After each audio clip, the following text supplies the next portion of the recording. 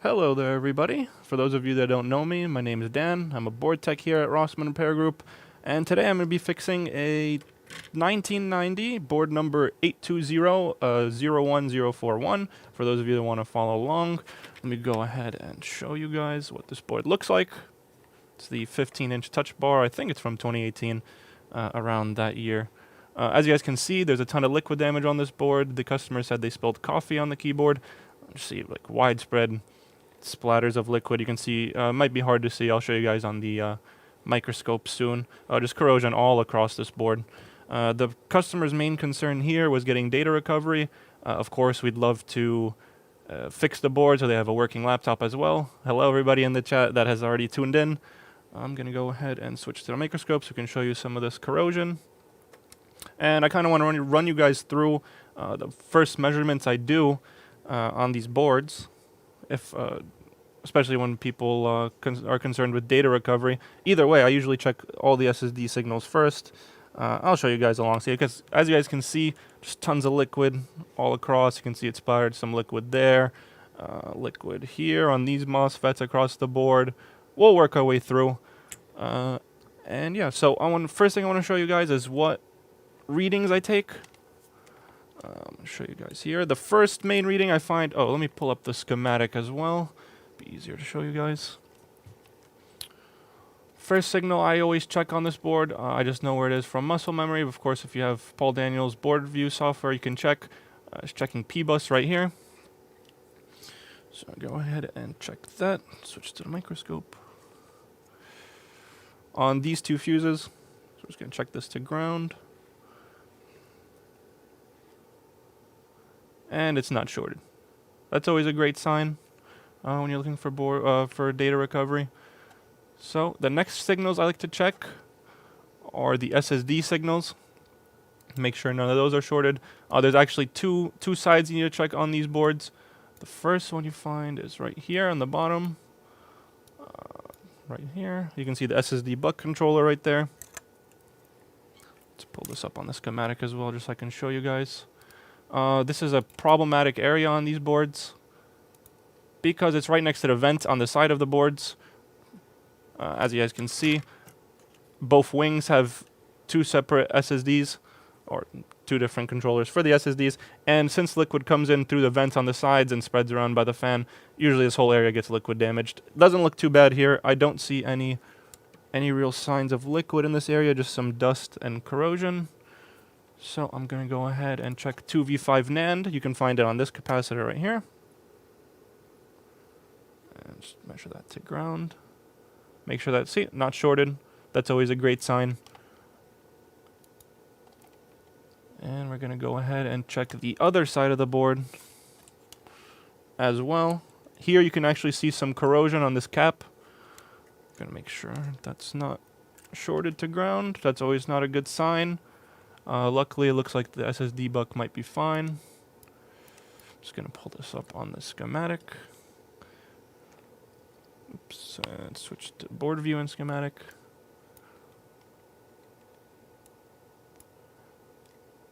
And we're going to check 2v5 NAND on this side. This is P-bus. P-bus isn't shorted, so that cap should be fine. I'm going to measure it anyways. So let's go ahead and switch back to our microscope. And let's measure this cap first to ground. I'm going to try to get a better work around Lewis's microscope. And we're going to measure this to ground. Not shorted. It's always a great sign, even though the cap looks terrible. We're going to switch that out later. And let's go ahead and measure 2v5 NAND on this side. There. Also not shorted, so that's a great sign. So the first thing I want to do on this board is go ahead and start switching out some of this corrosion. So I'm going to start from this side. As you guys can see, pull this up on the board, on the schematic, show you guys exactly what we're going to be changing out. U5630. P-bus SSD high side current sense. So let's go ahead and start switching out some of this corrosion. I'm going to turn on this fume extractor. and slap some flux on there. I'm just going to douse this in flux. I'm most likely going to UC this board after, just because of the amount of liquid. I like to cover these shields as well with this little piece of rubber. That touch bar connector as well, this connector is responsible for display for the touch bar. It's usually pretty strong, but you don't want to hit it directly on with heat either. So let's go ahead and grab my tweezers and start switching some of this stuff out. I have a board, a very nice looking donor board here for this board. Yeah, it's very, very dusty. I think the customer stated they brought this to Apple. They told them like $1,400 to fix. Of course, the customer wants data. Apple said they're not sure if they can get data, but I think all they would do here is switch out the logic board. Just gonna heat this up. Yeah, this looks like really sticky. Pretty sure the customer said it was coffee. I'll take that off. So you can see some of these pads look like they're kind of corroded away. So let's grab our Q-tips. We're going to clean this area out a little bit.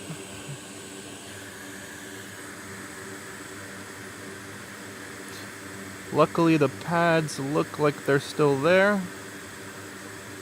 Most of them for the most part. Just going to scrape away at these with a micro pencil. Oh yeah, I use the rubbers. You can use coins as well, but I do not want to melt those connectors, especially that touch bar connector is a real pain to put back on.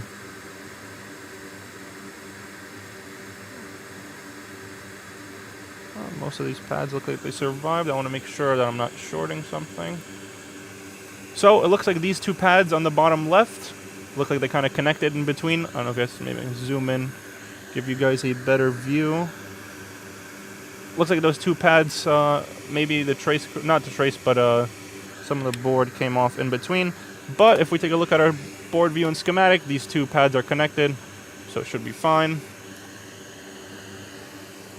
So I'm going to go ahead and apply new solder onto this because it looks terrible.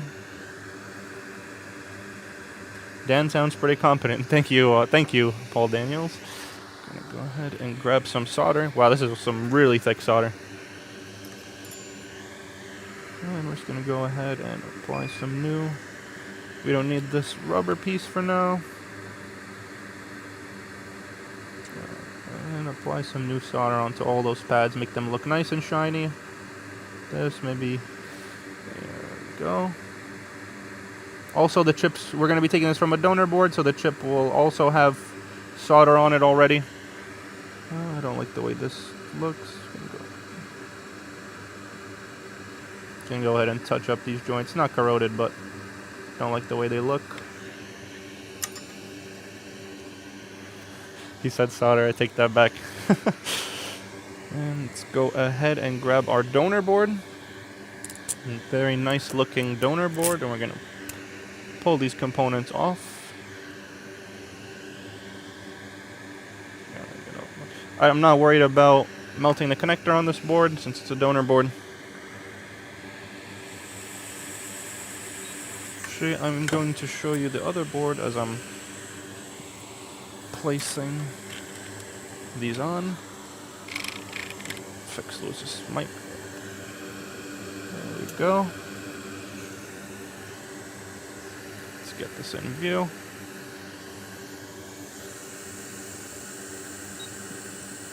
Just so you guys can see better. Not enough flux.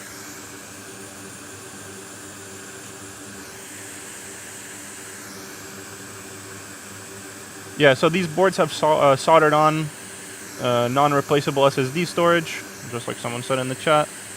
So unfortunately, when there's issues with the SSD and any of these lines are shorted, you can't just go ahead and switch out the SSD or do data recovery from that SSD. Since they're soldered on, it becomes much, much more complicated to fix than the old MacBooks. Go ahead and heat this up. I think I need to put a little bit more flux on there. So I'm just going to let that sit. You guys will see it just flow right into place when we put more flux on there. Let's just douse this in flux.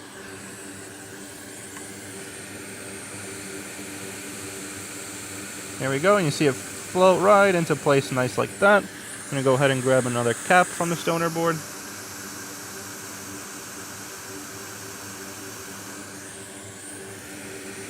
Let's go ahead and put this cap on as well. Let the solder dry, and then it should just pop right into place nicely. Give it a little tap. And let's move on to the next corroded part of this board. If you think you've used way too much flux, you haven't used enough flux. Very true.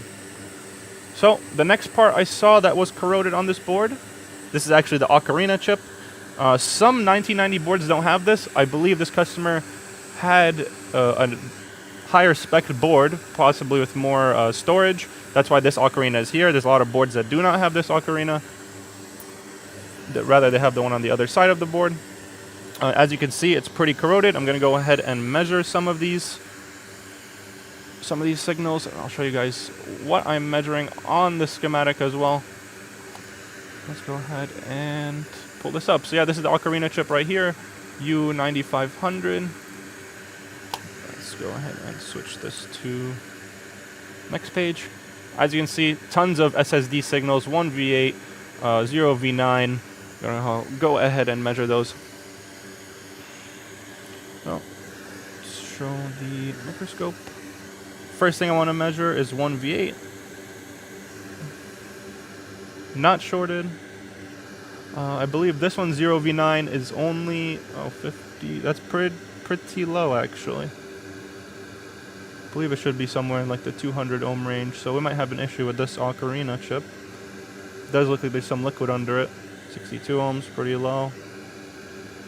3v3, that's very shorted. So we're gonna go ahead and switch out this corrosion. First thing I want to do is, actually I might as well take all the components off. I was gonna switch out the caps first, but let's go ahead and slap some flux on there. Douse this in flux for all you Lewis watchers. And what I'm gonna do is I'm gonna grab this. There is as you guys can see, a connector right on top of it. It's the speaker connector. I'm just gonna cover that again with this nice little rubber mat. Yeah, unfortunately, before all you had to do to upgrade your storage was just get a higher SSD and plug it in. But now, unfortunately, we have customers sending us their devices with soldered on SSDs asking for upgrades, but we can't give them upgrades because just not economically viable. Especially because most of these NAND chips are underfilled, so I'm going to take off these corroded capacitors. There we go. I'm actually going to go ahead and take this Ocarina chip off as well. As you can see, there's just a ton of like sticky coffee under there. Maybe it's hard to see with the light. Let's take a look at this. Yeah, see, as you guys can see under, looks pretty bad. A bunch of corrosion got under there. I'm actually going to go and grab a new Ocarina chip. I think I have one reballed at my desk. So, I'll be right back.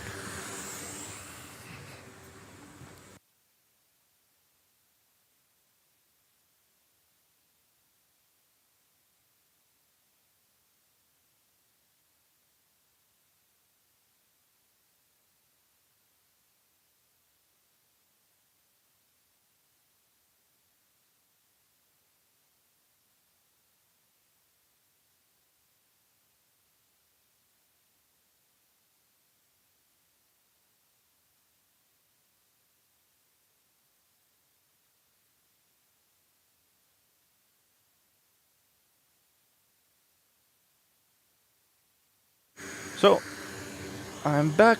I'm going to go ahead and clean out these pads, and I have a new freshly reballed Ocarina chip. I reball some of the newer chips during my spare time. It's not too busy just to have. So what I'm going to do here... hello, Piernoth. Hello, Vince. Hello, everybody. Thank you for the warm welcome. Also, thank you for everyone that commented on my last board repair video. It's been about a month, I think, since the last one. Some really nice comments on there. Hopefully do a little bit better this time. Let's go ahead and go. Oh, someone brought some thin solder. I'm going to go ahead and use this. So what I'm going to do here is going to try to put some fresh solder on these pads. fresh solder on these pads. Just because it's much easier to wick it when there's fresh solder on these pads. Go ahead, just doesn't really matter how it looks. Just gonna go ahead and wick this off. Put some more flux on there. So you guys can see. Let me just. There we go. And I have a new fresh wick.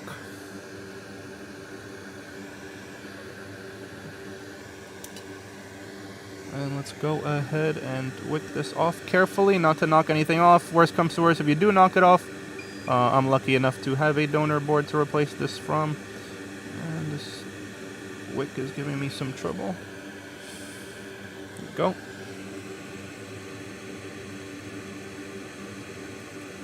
Now let's go ahead and wick this off. Once again, I put on new solder, just because it's much easier to wick these pads with new solder. The old one, sometimes it's harder to melt, takes more heat. And we want to use as little heat as possible. I am going to clean off this old flux while it's still warm. And clean out any of the liquid, coffee, sticky substance that might be left on the board under it. First thing I want to do here too, is this chip generally dead after? Is it subjected to liquid damage? So, some of these chips are actually really water resistant, except for when the solder gets corroded under it. For the most part, we switch them out, but there are some chips, such as this Ocarina, for example, or CD3217s that aren't widely available. So, for example, for CD3217s, what we do is we'll usually reball the customers if the chip doesn't look too bad. You can see. Let me see if I can show you guys on this old Ocarina chip. This one doesn't look too terrible. Just have to clean out some of this junk right here. For the sake of this video, I'm going to go ahead and replace it. Doesn't look too bad. You'd see like black streaks running in the actual chip itself, or discoloration. On the CD3217s, it's easier to see because it's like a green. You'll see a dark green. That usually means the chip is bad, so we usually won't reuse it. That means it'll probably die in the future even if it works. But if you don't see any like discoloration between the layers of the conformal coating on the chip, then it's usually fine to just reuse it. And before someone vents a conformal coating inside the insulation, we usually don't place these chips in the UC. Once again, it's much easier to just replace it with a new one. Okay, so let's go ahead. I'm going to actually replace some of the caps that I took off first before putting this Ocarina off, because I don't want to move it when I reapply it. So I'm going to go ahead and put some flux on here and replace those chips that I took off. So let's go ahead and put some flux on the donor board too.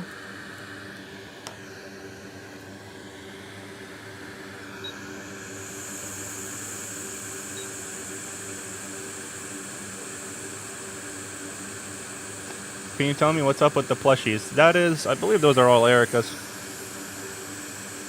Are they for staff or customers? I think we have some actually in the front of the display. You can see it in Lewis's last tour video.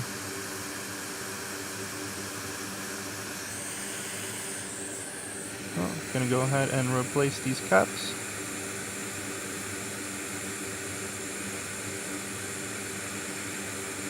Do this again.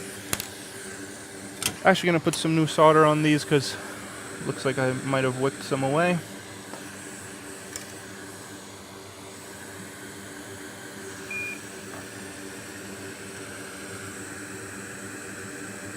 Lewis hasn't been doing streams. He's been really busy with other stuff, so you guys all see him traveling on all of his streams and all that. Actually, don't think I wicked this away. Let's put a little bit of solder on there. There we go. I like how that looks. And let's replace the rest of these components we took off.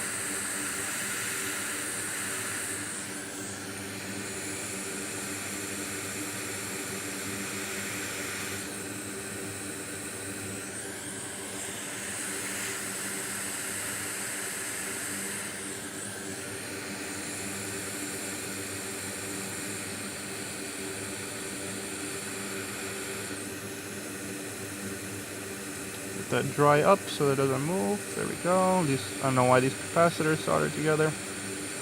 There we go.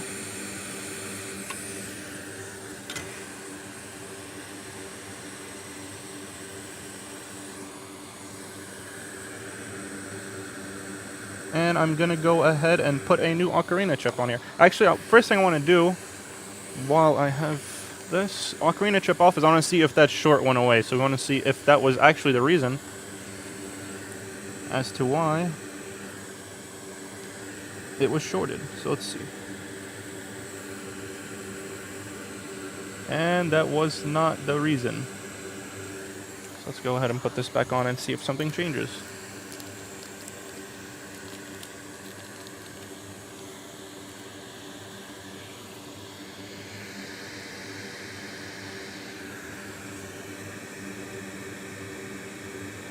So I want to go ahead and check the schematic.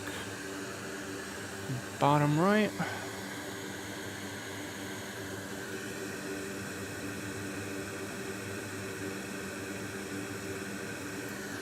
We're going to go ahead and replace this. Let me just clean this chip off a little bit so you can see where the first leg is supposed to be.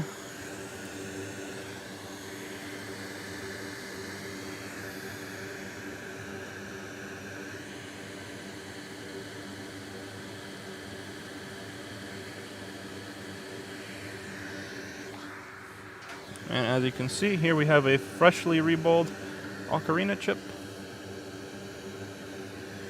Just gonna go ahead and put some, actually I already put flux, I'll put a little bit more on there. You wanna make sure we line this up properly. So let's move this up a little bit and then just casually float it into place.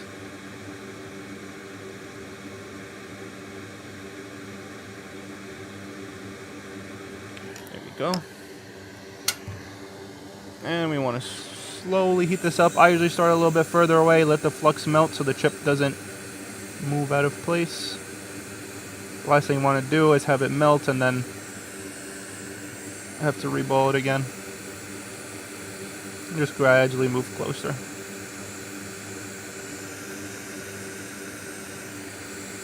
Oh, and you see it start to move and just nicely pop into place. I'm going to heat it directly a little bit, make sure all those solder balls under there are nice and melted. Okay.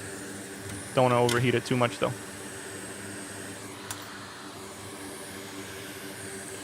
And let's go ahead and check this once again.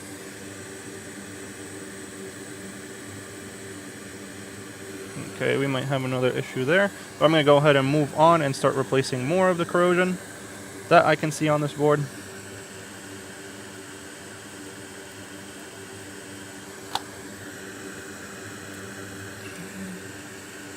Just want to make sure this all looks okay.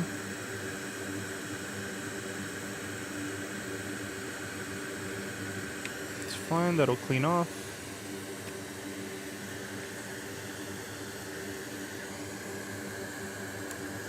So the next bit of corrosion I saw is right here on this MOSFET, right above TPS. And what exactly is this?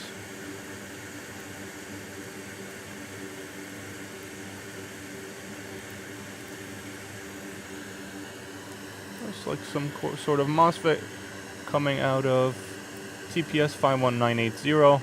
It's where 3v3 becomes 5VG3S. Are those chokes, aka coils, those packages we saw? I think those were all capacitors, I believe. Let's double check. Someone asked in the chat. Oh no, they are coils, yep. There's a bunch of coils. Or fuses. Let's see, where were we?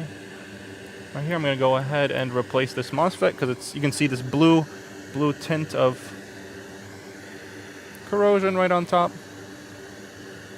Right, it might be hard to see, but there's a bunch of blue corrosion. If I scrape away, yeah, look at that. That is nasty stuff. Let's go ahead and slap some flux on there.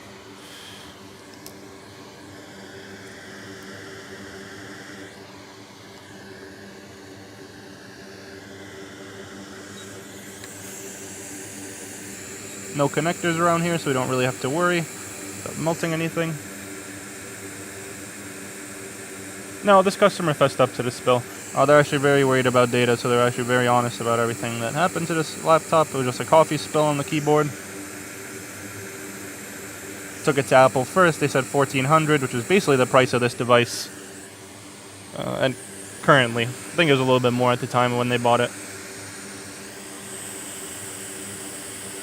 Apple also told them that they're not sure if they'll be able to save their data, but I can firmly tell this customer that they won't be able to save the data because they'll just replace the whole logic board.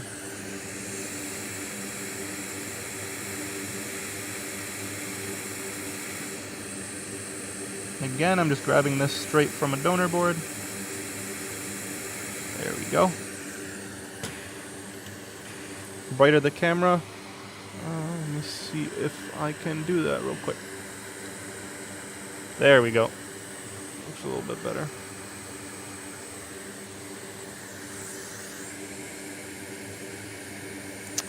And this other MOSFET to the right of it as well. What is this? This QB701. Also corroded. 5 volts USB.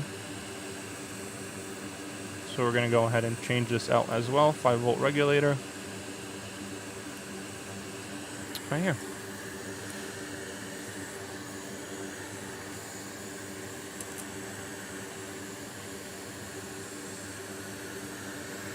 This one is one of those boards where you go into it thinking it's like I'd say like a 50% chance of repair, but kind of want to show you guys what we go through here, what we want to do here for a customer that's looking for data. We'll try everything to try and get them that data.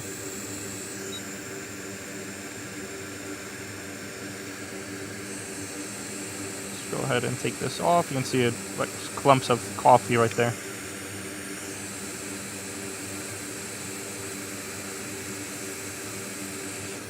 I'm going to go ahead and clean this off with a Q-tip as well.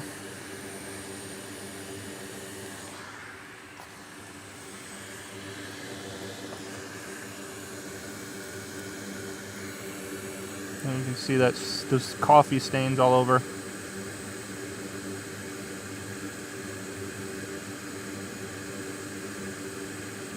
Nice and clean pads.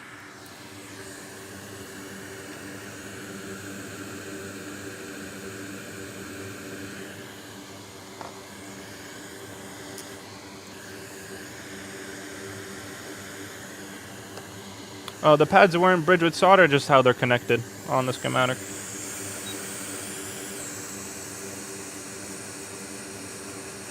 Yeah, I actually can smell the coffee. Someone said in chat, can you tell the coffee flavor? It just smells like regular coffee. That's true, Mavin. Sometimes Apple doesn't want to be held responsible if they lose the data. That's why they just don't offer it. It's very true. But they usually wipe it most of the time. What temperature are you using for the heat gun and soldering iron? Soldering iron is set to, I think, 750. Hot air is set to 500 and 120 for the air.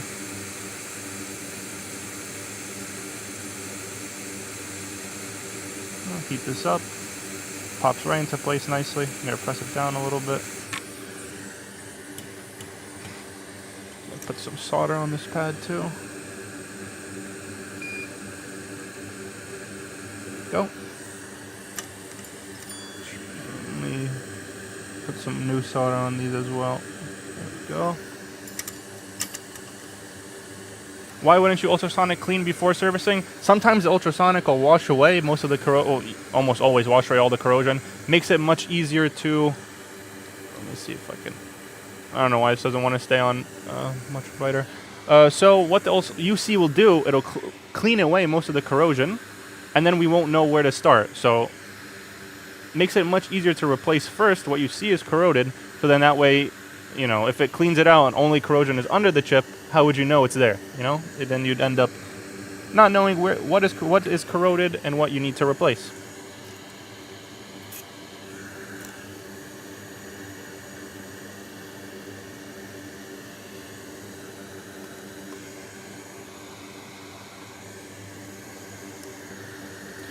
So next point I want to move on to is the other side of the board with this Ocarina chip and this whole SSD area on the other wing of the board. Also, you kind of have to feel out for yourself what heat you use and whatnot. You also use it for, like someone said in the chat, your location/environment. So, for example, the location of the board you're working on, are there any components that can be damaged by too much heat? I'm going to replace these guys over here. Don't like the way they look. Yeah, so like someone said, basically gets rid of all the evidence for what was corroded. I'm going to cover the shield.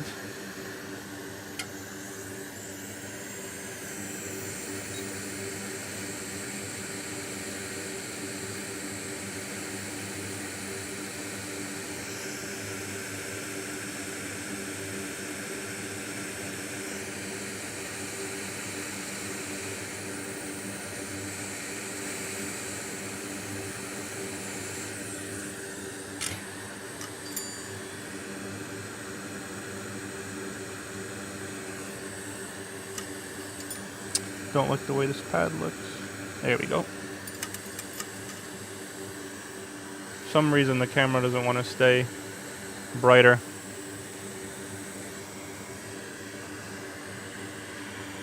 Not sure why, honestly.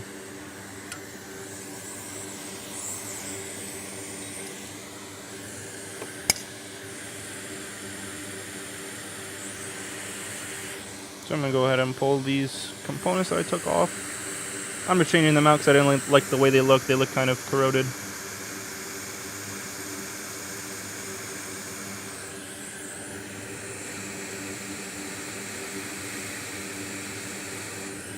Let's get some fresh flux on there.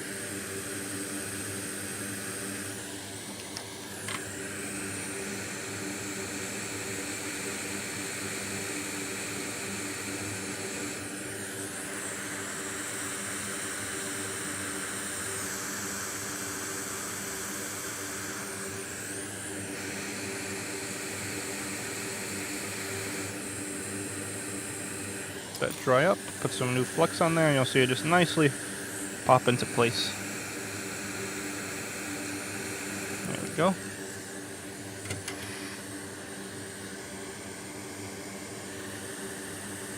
And we want to go ahead and change out this cap as well. On most of the boards, the first thing that dies on these 1990s is this guy you can see right here. I'll touch it with my tweezers. The SSD buck controller. Usually the first thing that dies. In this case, P-bus isn't shorted. Usually when P-bus isn't shorted, that doesn't die. I think that's TPS62180.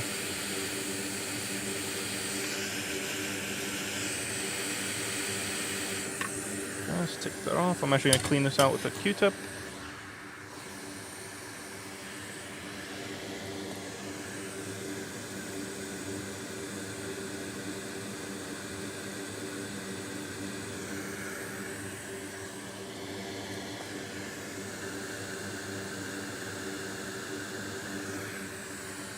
That look nice and shiny.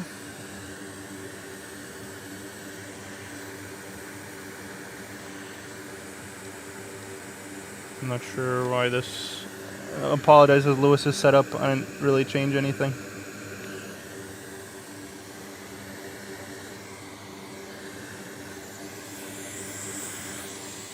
Let's go ahead and put this cap back on.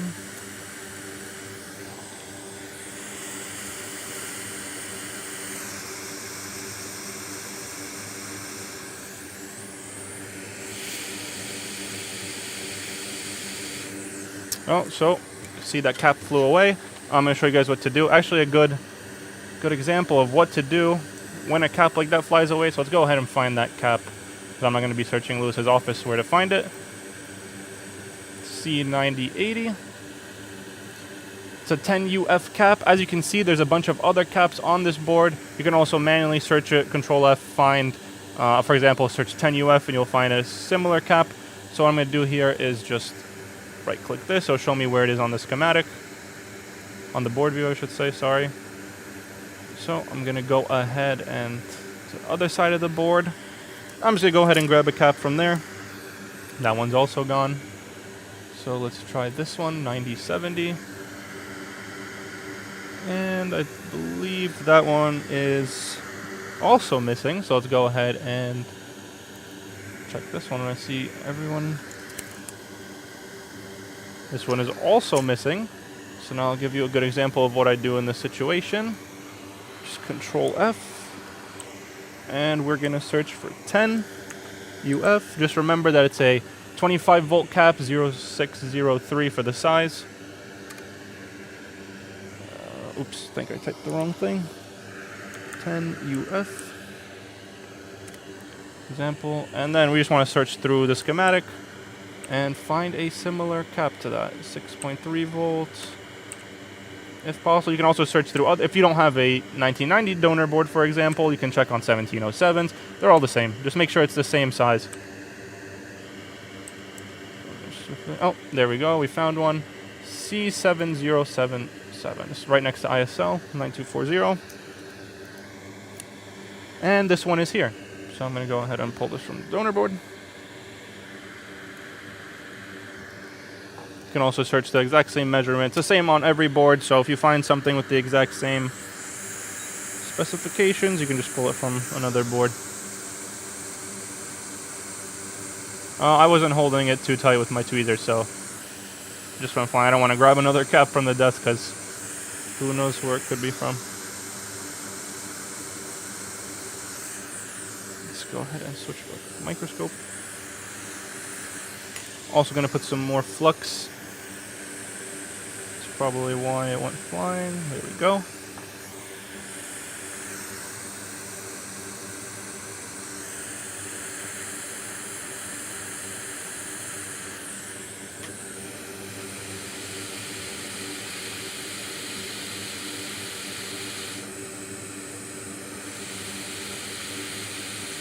And it floats nicely into place.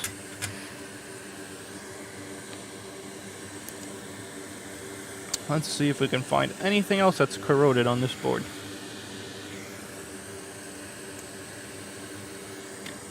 Actually going to move this donor board to the side. And it actually looks like in this case the CPU MOSFETs are also corroded. Also notice on most of these boards, customers really want data. The camera showing board is definitely underscores. Yeah, I think it looks a little bit better now. So on these boards where customers really need data, all the worst areas are corroded. As you can see here, look at that. Right there on the CPU MOSFETs. There, see there. This MOSFET looks okay, but we're definitely going to go ahead and change out these two. I'm going to go ahead and actually take off this LCD cable. I don't want to melt I don't want to melt it while the cable is connected. That's going to be a nightmare to replace later. So I'm going to go ahead and take this LCD cable out before I start soldering in that area. I've had situations where I didn't take this out. I worked on the CPU MOSFETs, which are right on the other side of this area. I try to take off the LCD cable later, and the connector's melted with the cable. So it's a new cable and a new connector. Okay, we're going to go ahead and replace the CPU MOSFETs. I'm going to cover the heatsink with this rubber pad so it doesn't get too hot.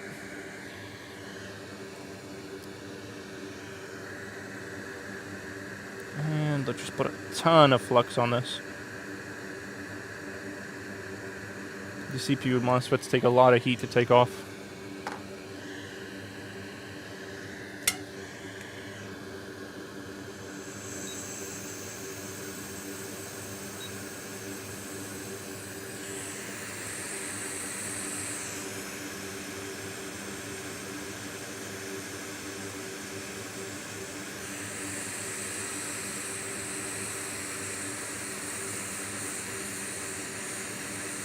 Go around heating up this area.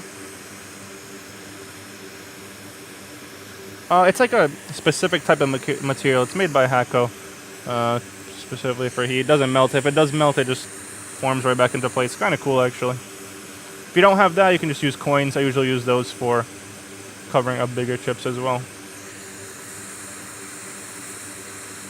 And this MOSFET's ready to come off. I'm going to take the other one off while this board is already hot in this area. Again, since we're getting close to the CPU and GPU, really don't want to be using too much heat for extended periods of time. There we go.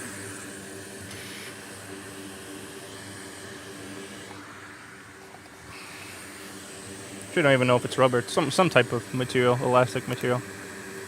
And you get that nice sizzle from how hot the board is.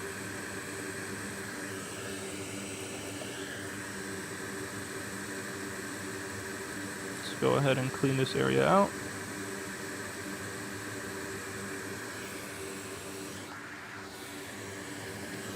And I don't like the way I'm gonna scrape a little bit right here. Don't like the way this looks. Make sure that's nice and shiny. There might have been a little bit of residue left. Perfect. There we go.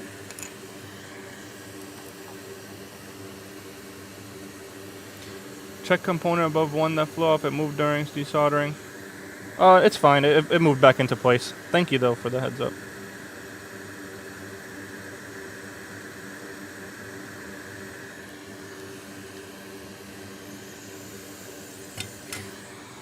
And let's go ahead and grab some CPU MOSFETs from this donor board. So I actually wanted to make sure the CPU MOSFETs, I'll show you how I do that, how to know if these CPU MOSFETs are good from this donor board. This is my nice looking donor board I have here, probably recycled from a customer's board we couldn't fix. And let's grab our multimeter. So this board, we're going to measure P-bus on these two fuses I showed you earlier.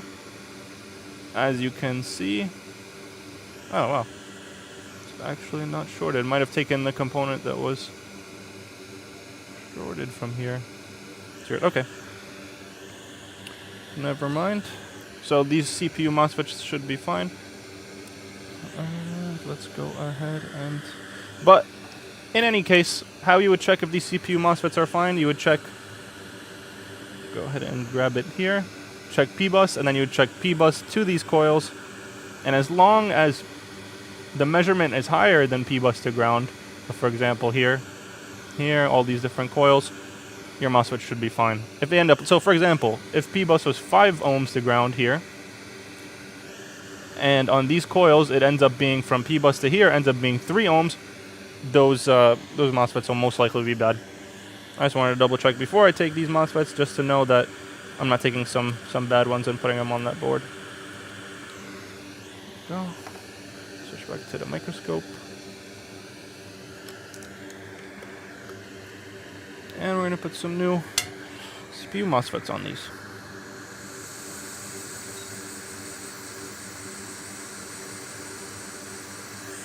Of course, after I do, I usually tend not to see these newer boards. I do from time to time. In this situation, since there's so much liquid everywhere, I'm gonna end up using this after too. First, I want to make sure if it turns on though. That's why we're cleaning out all this corrosion.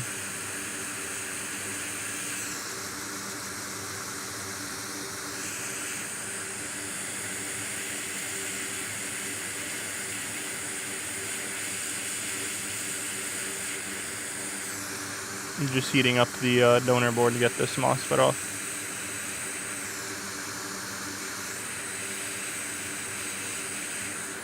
Okay. Let's go ahead and heat up this flux.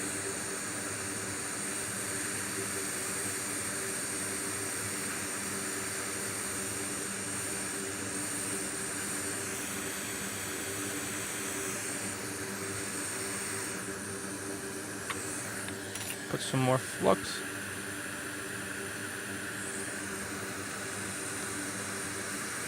I'm actually going to grab the second MOSFET while the board is still hot in that area, and then we'll make sure this one floats into place. But clear, I think we use Branson in the cleaner. The actual ultrasonic itself is Crest. We used to sell them, but I don't think we sell them anymore. Why don't I use gloves? I don't mind getting my hands dirty.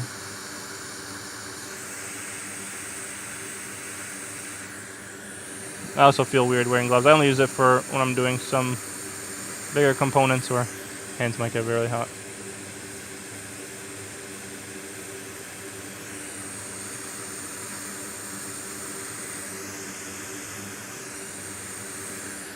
Some more flux. Let's make sure this one's soldered on properly. There we go. And see that nice looking pads. I'm gonna move this one as well.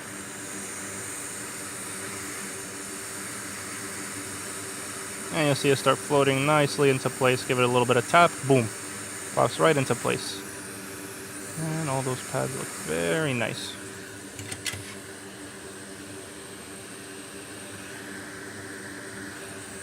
We're gonna go ahead and touch up this one pad right here because it doesn't look too good.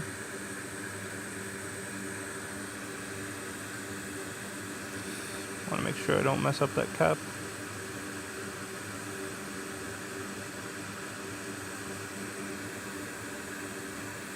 A little rough getting in there. There we go. And I'm gonna let this board cool off. And then we'll do some more measurements and see. Got a rapid cooling technology. Of course, it's very hot because we're just directly heating it. Let's go ahead and pull this out, actually.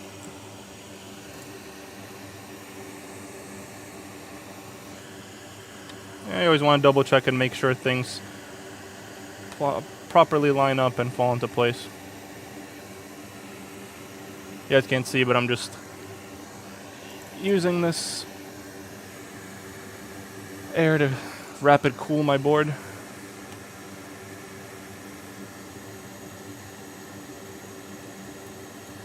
Then we'll do some measurements and see if we can find anything else wrong with this board. But yeah, if you just started tuning in now, what I've been doing so far, just cleaning off all this corrosion for this board. Customer wants data recovery. We'll see if we can get their data and give them a working device, of course. That would be the best. But if not, the customer will also be happy with just data. But I like to go the extra mile and give them a working laptop as well. Okay. Yep, board is nice and cool. So now that most of that corrosion is gone, I'm going to go ahead and grab a charge port and see if this turns on. And I don't see any charge ports here. Maybe Lewis has one in his stand. Of course not. So I'm going to go grab a charge port real quick so that we can test this or find one on this desk. I'll be right back.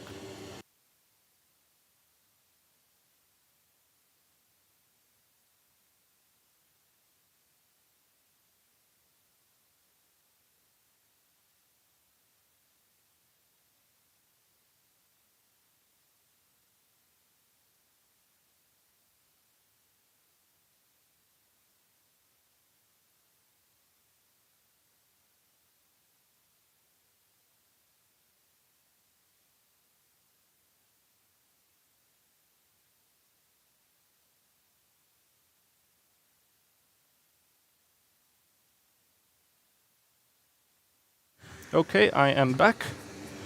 It's funny walking through the store and seeing people watching. Everyone actually becomes interested when someone does a stream. Hello, Olga. I see Olga commenting. So, let's move this donor board out of the way. And let's check what our device is doing now. Maybe do some measurements. Charger.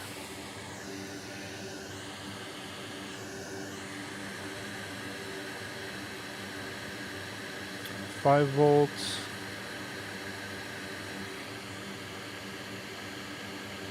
5 volts, 70 milliamps. Okay.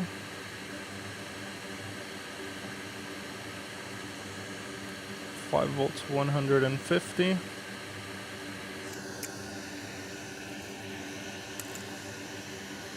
We do use distilled water.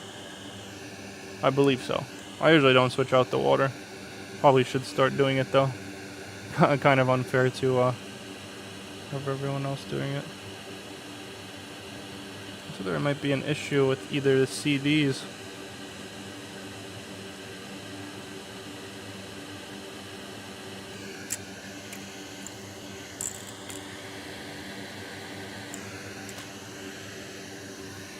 and go ahead and look at some other areas of this board. This looks okay.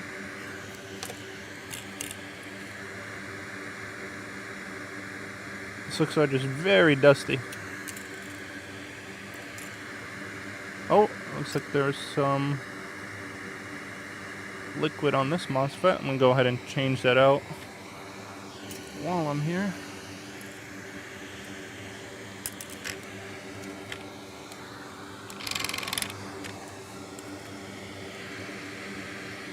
Let's go ahead and put some flux on there.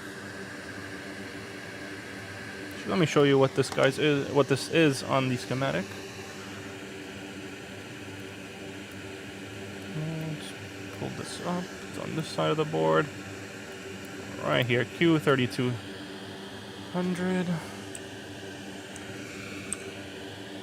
Yep, so just a MOSFET, CD3215. These usually have issues. I think I actually did it in my last video. These MOSFETs, lots of issues. Almost all our donor boards are missing these MOSFETs because of how many times we find issues with them. It actually is almost time for the thermal camera. Switch back to the microscope. You go ahead and change this out. Let me grab this, cover this shield. I believe Thunderbolt chip is under there. I don't want to heat that guy up. In this case, it's not underfilled, so should be fine.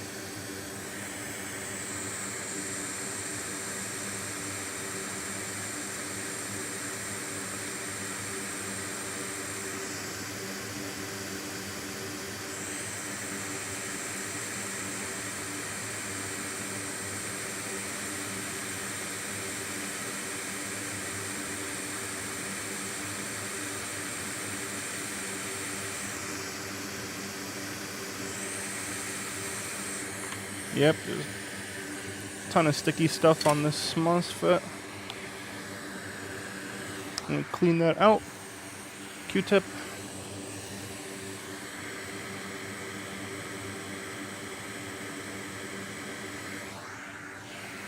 Let's go ahead and grab it from our donor board.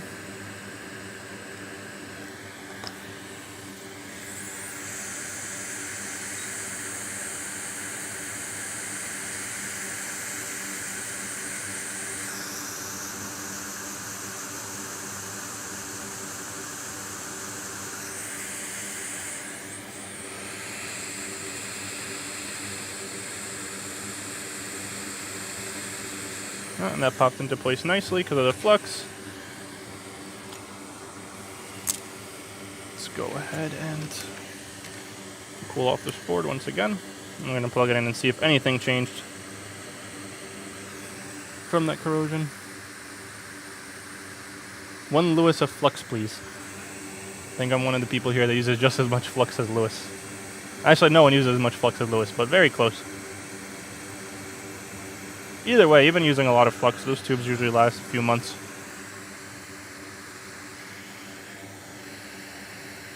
Okay, so they cooled off enough for us to plug in and check. So let's see what's going on now.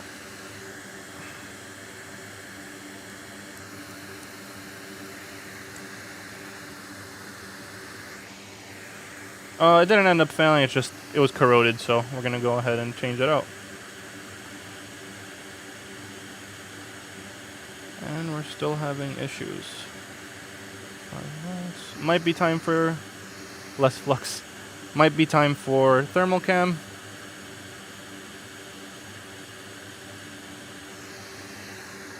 So we can see what's actually going on here. Maybe I can find some more corroded components.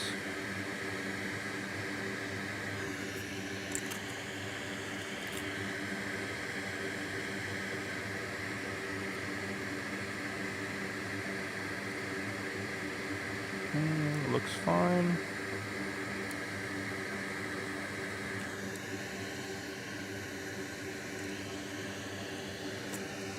I'm gonna go see if I can hook this up to the thermal cam and see what's getting hot. So I'll be right back.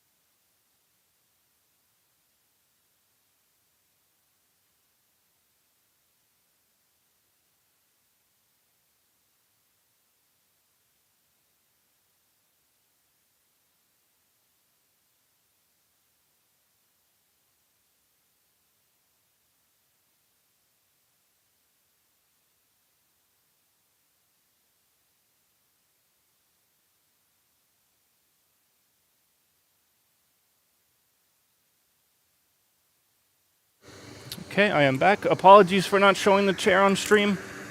I'm not used to doing that like Lewis. So I went ahead and hooked this up to my thermocam at my desk. I don't know how to set it up on Lewis's setup. I apologize. This port was taking 5 volts, 150 milliamps.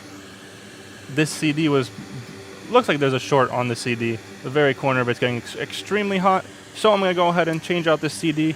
Could be damage from the dust or liquid. As we saw, there was liquid on the other side of the board. So let's go ahead and switch out this CD. This is a 1990, not a 1707. Very similar though. Very, very similar, just different years. Slightly different chips as well. Like for example, 1990 has ISL 9240, while 1707 has ISL 9239. Just go ahead and take off this CD. Luckily, it's not underfilled on these boards. So let me adjust this nicely.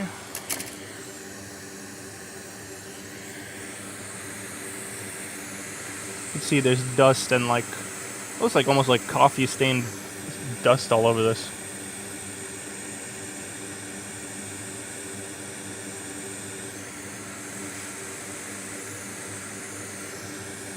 Nicely heat all around this.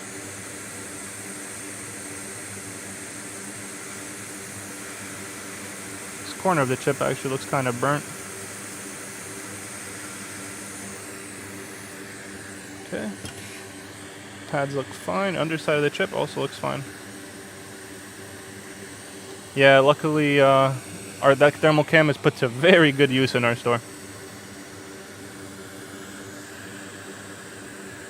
So once again, I'm going to go ahead and put some fresh solder on these pads.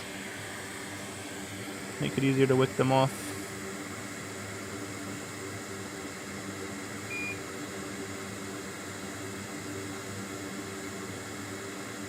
So luckily this 1990 still has CD3215, not CD3217. Let's clean the solder off this tip. And let us cut this wick. Go. And we're going to wick these pads nicely. Put a little bit more flux on there.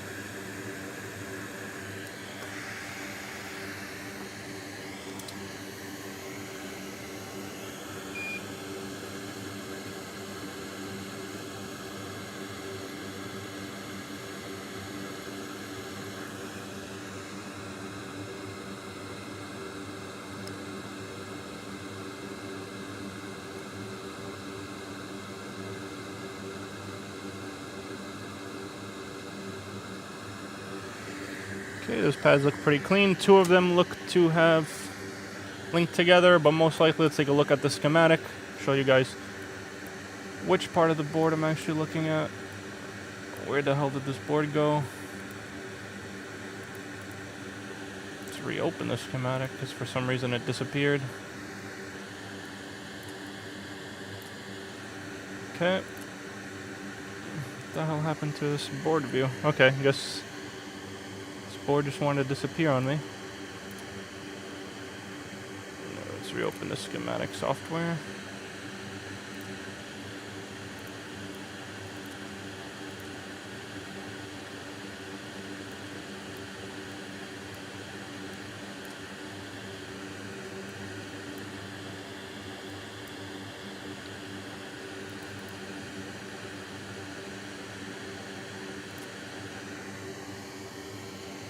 Yeah, for some reason it disappeared and it won't. They aren't soldered together, but some of the board's conformal coating came off. Let's see if I can fix this board view software to show you guys why that's not an issue.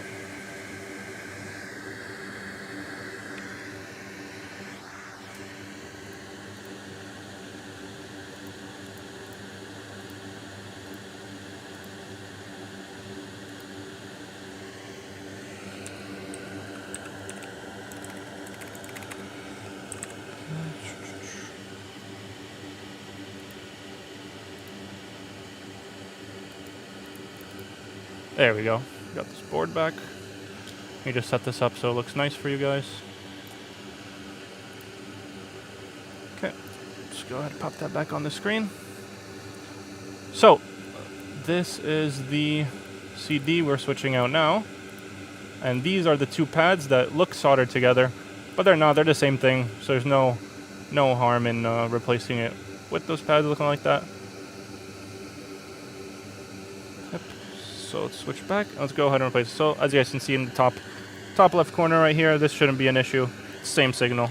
So if those two balls connect, there won't be any issues with the board.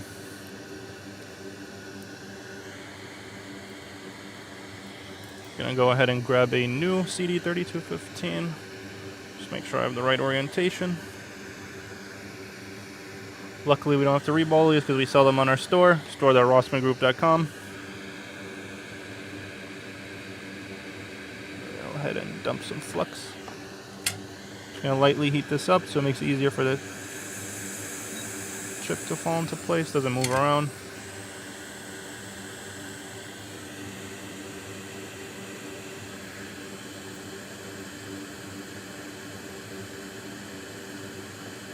And I'm going to try to lightly put this into place.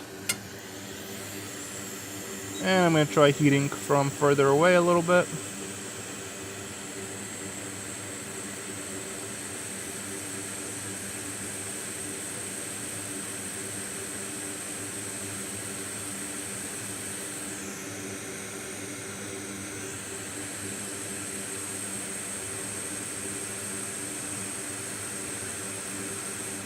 And this resistor moved a little bit. I'm going to let it cool off, and then I'm going to move it into place. I just don't want to touch the CD and have it move. Lightly turn this so I don't tap it either. I'm actually going to turn this board around, make it easier, because I'm using my left hand to solder. Because I don't want to move that CD, makes it very easy for them to, for it to move.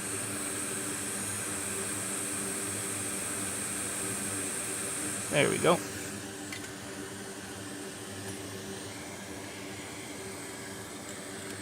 And I'm going to go ahead and cool this board off, and then we're going to see what's going on.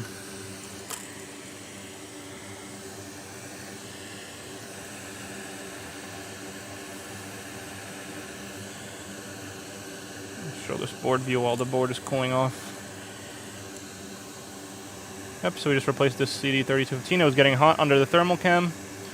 All the ports are doing something different, so I feel for me it indicates that something's wrong with the CDs.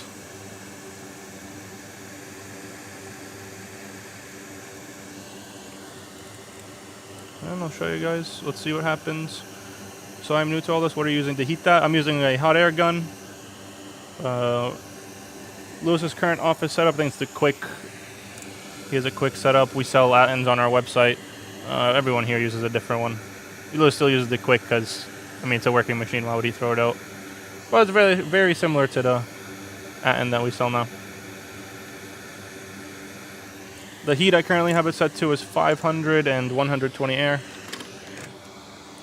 And let's go ahead and plug this board in and see what it's doing now.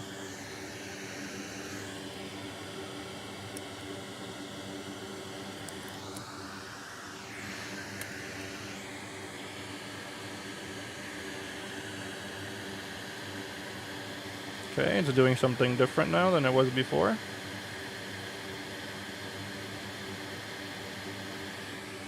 Five volts, 200 milliamps, 100 milliamps. Still stuck on 5 volts though.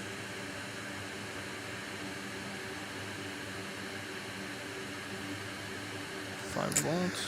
So I'm gonna go ahead and throw this under please bro one more time. And we'll see.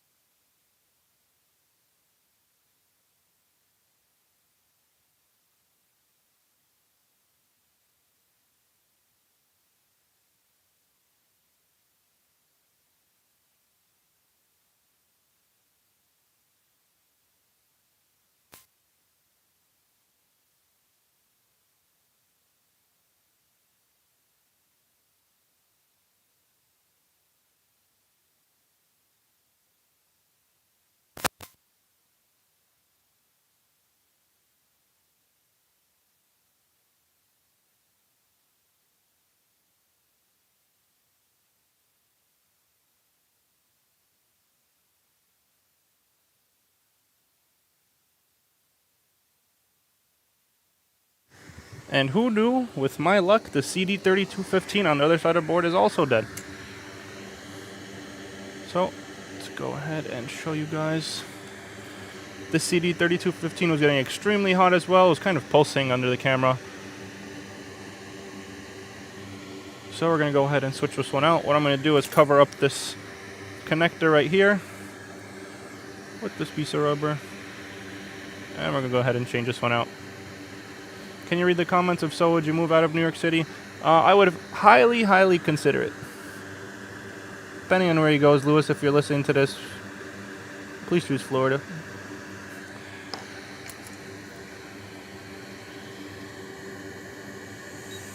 The other soldering chain doesn't have a blue backlit display and silver in color. Yep, that's the one Lewis uses. The ones we used to sell.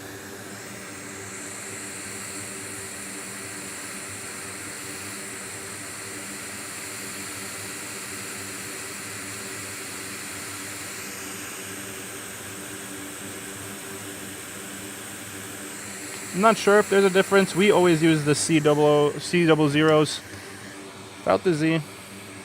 They've worked for every board I've tried using them on, but there may be a slight difference. Step Brother Dan, I like that nickname. So once again, going to go ahead and put some fresh solder on this. Looks like one of our capacitors might have moved as well on the bottom right, but we'll go ahead and push that back into place.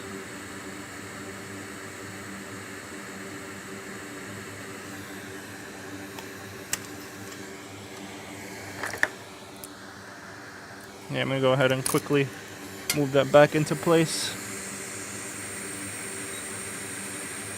Before we go and do this CD.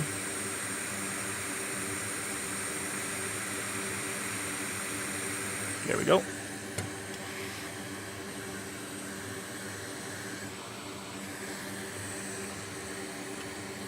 Just cut this wick, get some fresh wick.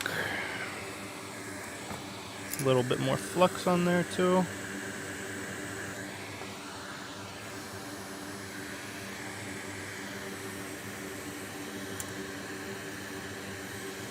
I tried on a 1989 and didn't work. It was known good chip, and that's why I was wondering if there was a difference on them.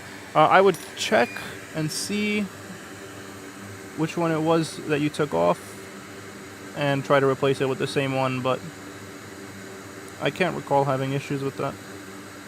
But there's always that possibility, because I'm not sure.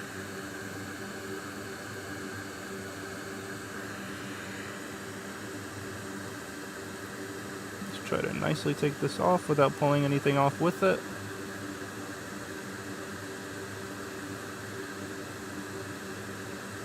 You want to make sure these pads are as clean as possible so that chip sits nicely. If you leave a little bit of solder on there, you might move the CD while you're putting it on. And looks pretty good. Maybe a little bit right there. There we go.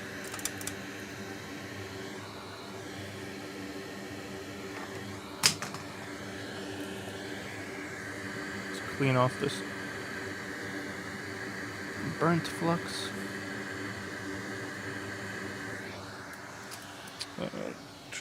Put some new flux on there. We're gonna grab a new CD as well.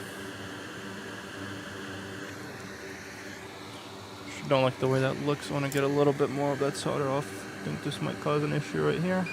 There we go. Beautiful. Once again, those two pads are going together, but if we take a look at the board view, yeah, that's fine. Those two are the same signal as well.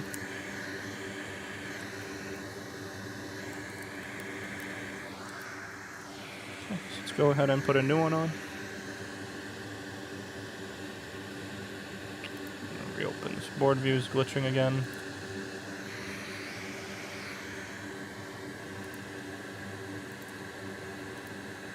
Just want to make sure I have the right orientation for this chip.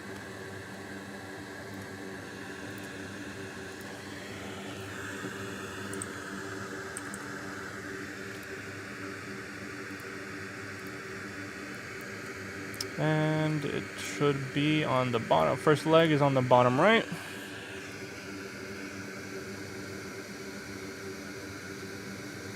Where are you from? I'm wondering because you said I pronounced the L. I am from US. Cover this connector once again with this pad I have.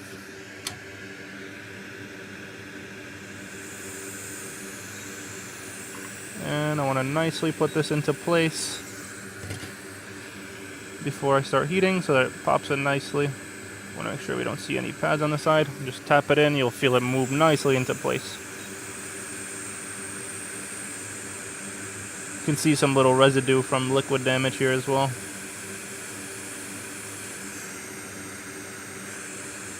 And we're just going to lightly heat this until we see this CD fall into place. Well, when you see it move,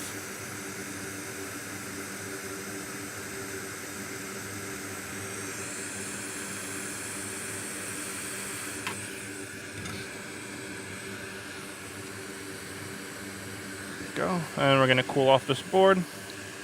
Just want to let it sit in place. I've had times where I moved the board too quickly and that CD3215 will just move out of place, and it's a nightmare. So once again, we just switched out this CD right here. It's getting hot on there, please, bro. Thermal cam. Sure, it's on right. Pin 1 is on bottom right. Yeah. Oh, actually, someone is right. Well, I didn't even catch that. I'm gonna go grab some new ones from my desk.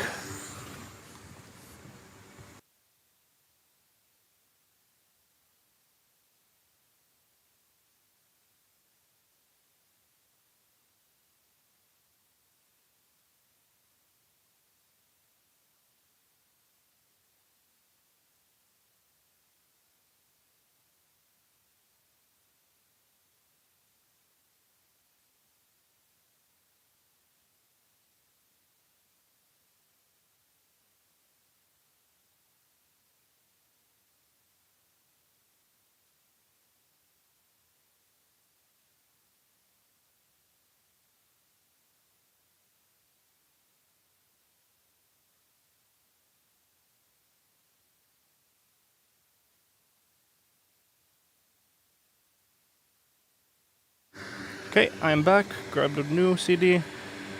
Someone pointed out a mistake I made, and they're actually right. I actually did put this one on wrong. No problem though. We're gonna go ahead and take it off and put it on properly.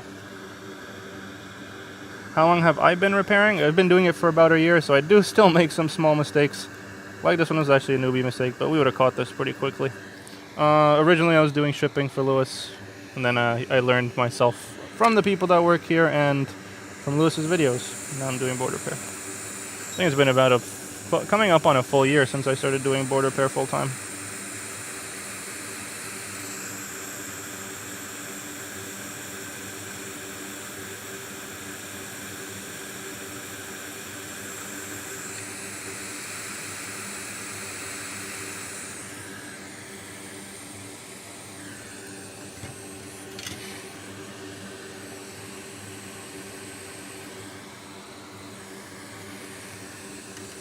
Since that chip had fresh solder on it, I'm not going to put any new one on. I'm just going to wick this off quickly.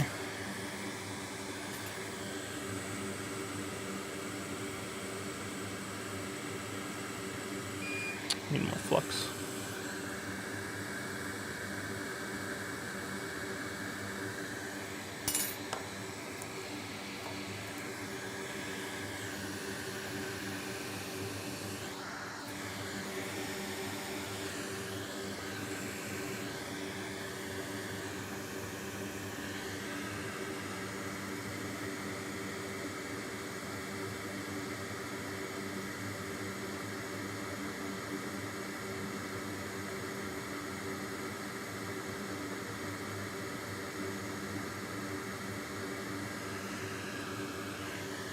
Cut this one more time.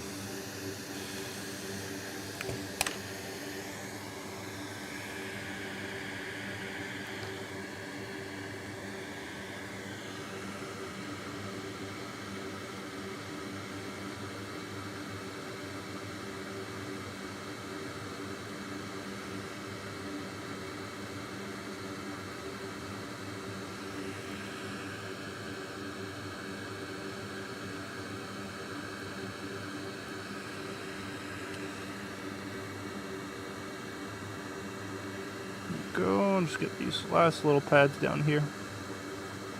And right there.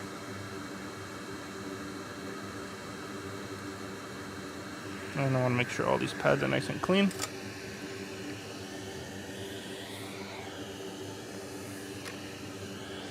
Yeah, that's the best way to practice, just buying used, really beat up machines that you won't mind breaking.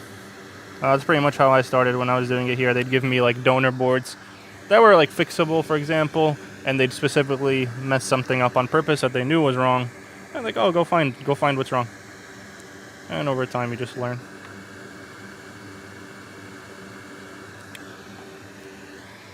And I'm gonna grab a new CD. There we go. Make sure we're putting it on properly this time, bottom right. Even though I said it last time, I think I was too focused on reading the chat.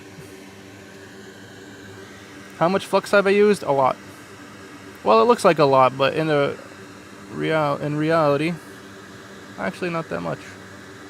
Usually I use a little bit less, but since I'm going to be using this board later, don't mind. So just have this chip pop into place before we start heating up the board.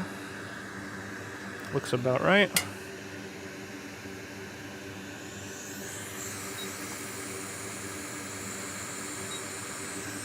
Once again, I'm going to lightly heat this up from further away.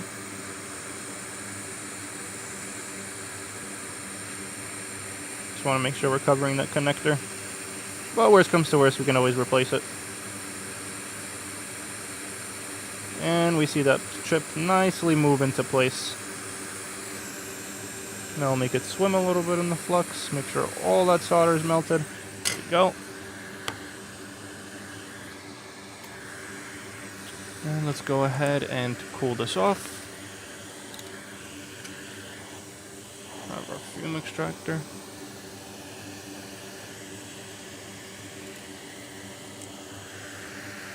Once again, for those of you just tuning in, doing a liquid damage 1990 820-01041 board. Customers is interested in data. Went ahead and checked under thermal cam. The CDs on this side of the board were getting very hot.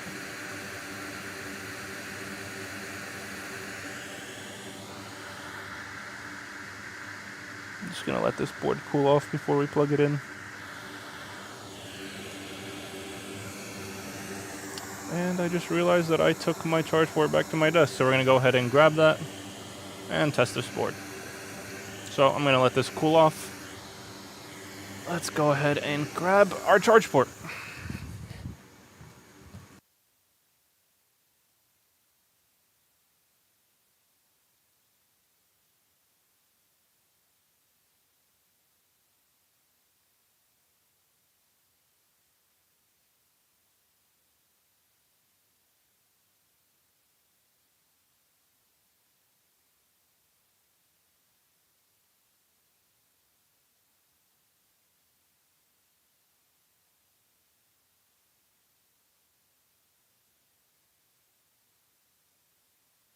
So I am back. Let's see what this board is doing now. So we switched out those two CDs that were getting hot.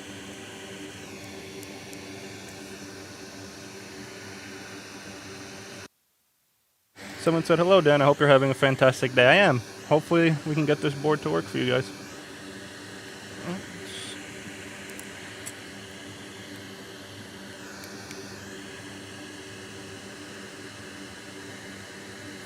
Oops. Something stuck in this port.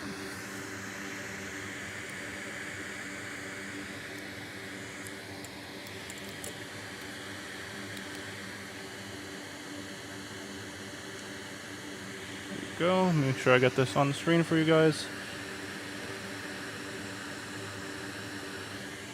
5 volts, 400 milliamps. Looks like it's power cycling.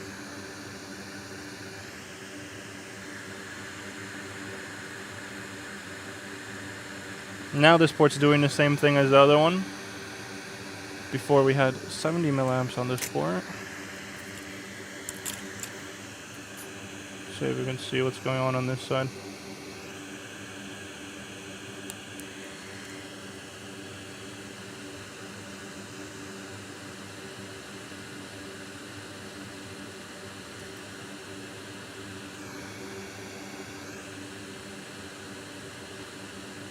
Every port's doing the same thing.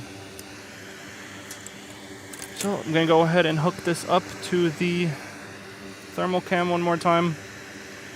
Maybe we can see something else getting hot. Well, I'll be right back.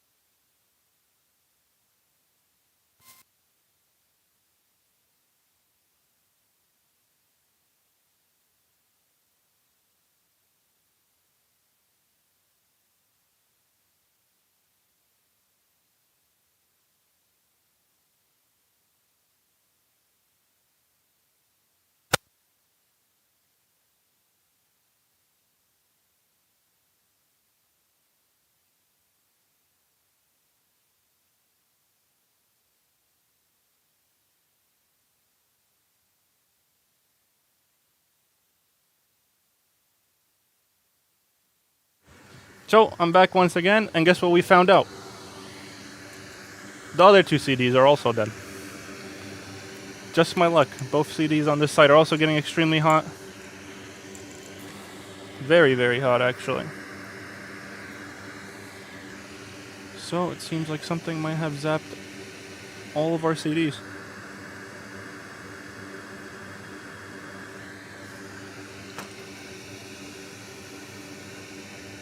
It wasn't going to 20 volts. It was stuck on.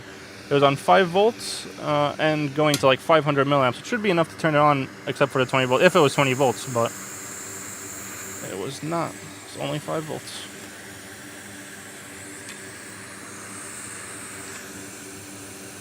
What a pain in the ass board, I know. Something pulled straight out of my queue.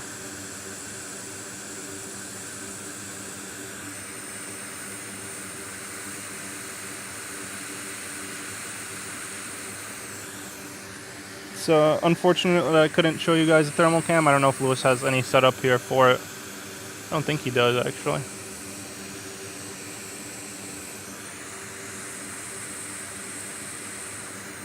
Okay, take that one off.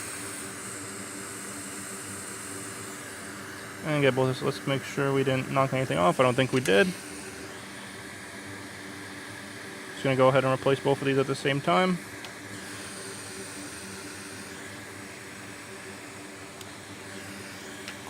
Let's put some flux and fresh solder to get this pads nice and clean.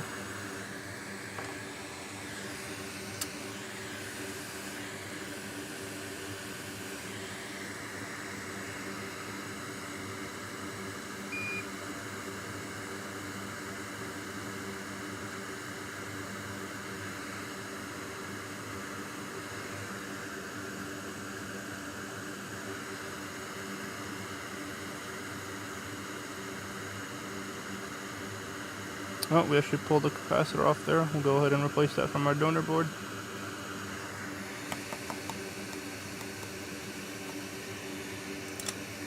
I imagine this job would be very difficult if you're someone with very shaky hands. Usually my hands aren't shaky, but I think everyone knows how it is when you're doing your stream. I only put fresh solder on there just to get the other one off. Where did you learn to repair electronics? I learned here. Yeah, nice fresh tip. All of my knowledge of repairing electronics, MacBooks, has come from this job. And my own time learning from Lewis's channel and whatnot. I'd definitely recommend watching some of his older videos. They're really, really informative if you're just starting out.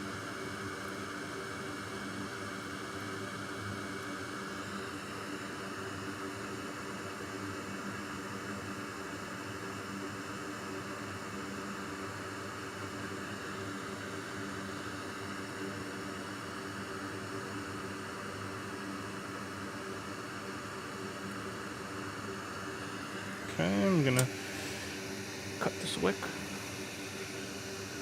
Yeah, Lewis actually offers a lot of really good, not only programs, but for example, the wiki. Tons of information for boards. Also have our forum. Some great technicians answering questions there.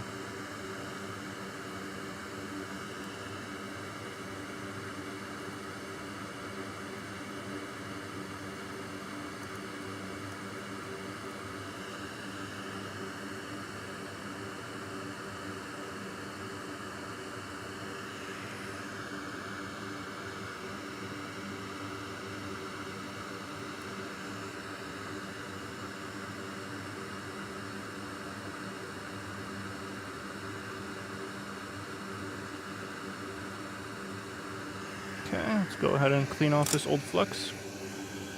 Oh, also his PowerPoint. That's another thing where I started from too. Does a really good job of explaining electronics. Dumbed it down for people even like me to learn. See, some of those pads are also look like they're soldered together, but those are all the same thing. Just gonna go ahead and open this on the board view.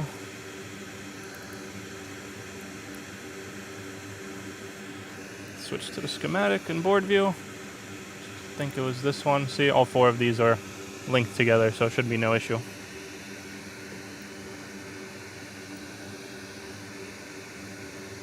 And like I said at the beginning, this is one of those boards where it just looks like rabbit hole after rabbit hole from how much liquid. And let's switch to microscope. And let's replace these CDs. Actually, I'm going to go ahead and put on the capacitor that fell off while I was wicking.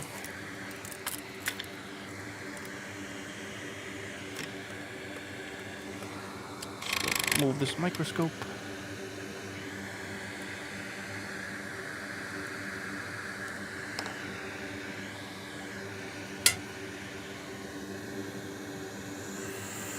Yeah, unfortunately most people let their devices sit, don't unplug the battery. The best thing you can actually do is unplug the battery. But they'll let these devices sit, and once they sit and they corrode, it just becomes much, much harder. Not all boards, only the boards that are really bad like this one, completely covered in liquid.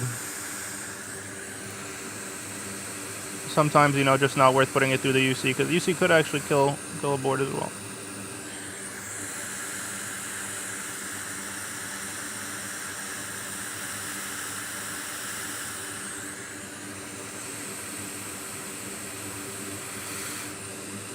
Go. Put those components back on that we knocked off. Yeah, that's very true actually. Most don't have a pentalobe. Apple does make it much harder for the average person to open these MacBooks. Also need to be careful if you don't know exactly what you're doing.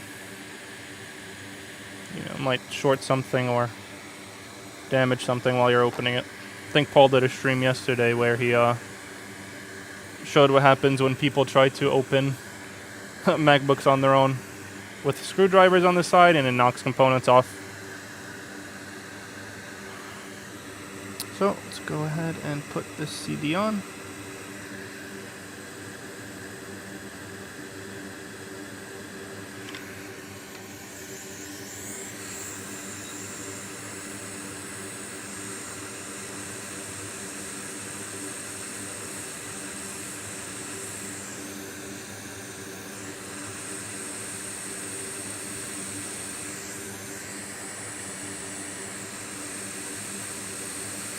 Go, you see it float into place nicely.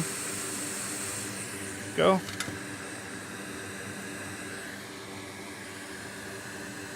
Some more flux on this side. Try to get this on while it's still hot.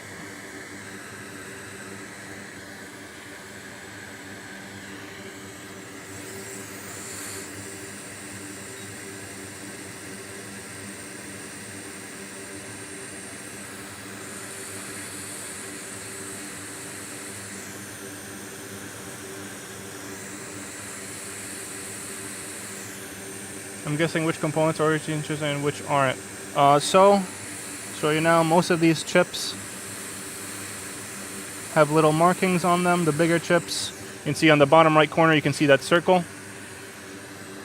That indicates where the first leg is. When we switch to the board view and schematic, here's the first leg, so you'd know to match it up with the same orientation as that circle. And I'll show you where to put it down properly. Gonna go ahead and cool off this board, and we'll see what changes. So far up to this point, we switched a ton of liquid damage. All 4 CDs were getting hot under the thermal cam.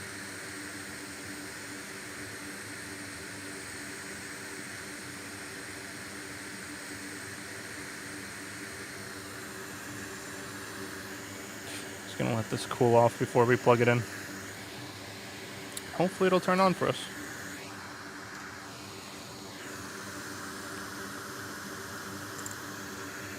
Yeah, underfilled CDs. I think only the 1706 and 1989 have underfilled CDs. I actually really like doing them. They're a pain to do, but they're kind of fun. Unless you rip a pad, and then you're in for a treat. Nope, board's nice and cool. And let's see what's going on now.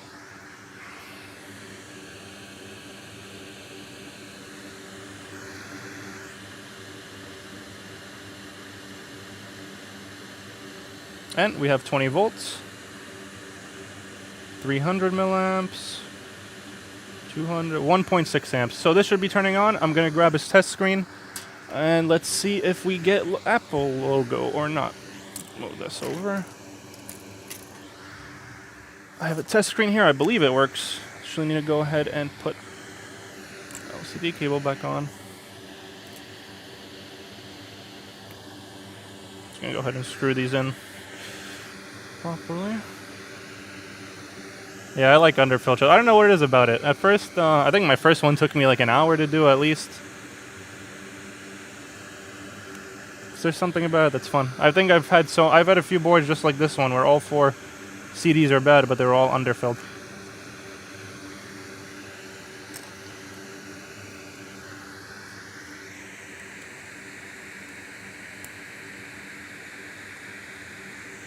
Okay, we can go ahead. Let's go ahead and check for Apple logo. I'm actually gonna put this in right there. Let's move this microscope a little bit. And let's see if we get Apple logo or not.